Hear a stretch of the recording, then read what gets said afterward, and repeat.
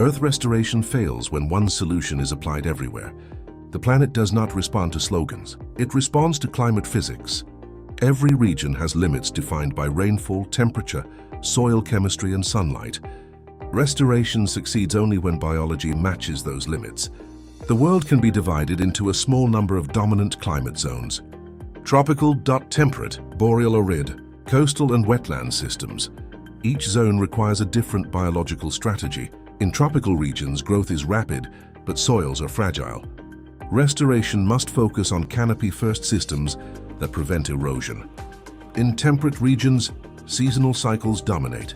Mixed forests and agroforestry stabilize carbon and food production together. In boreal regions, cold slows biology. The objective is soil insulation, moss recovery, and long-lived tree species. In arid regions, trees are often the wrong answer. Grasses, shrubs, and soil crusts restore water cycles faster than forests. Wetlands operate differently again. They store carbon not in wood but in sediment and peat.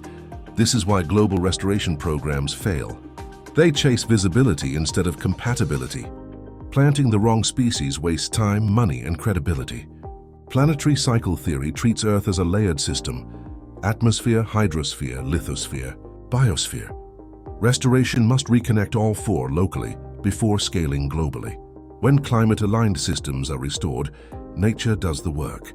Water returns first, soil follows. Carbon stabilizes last. This is not slow. It is faster than forcing ecosystems to behave unnaturally. The solution is not uniformity. The solution is precision.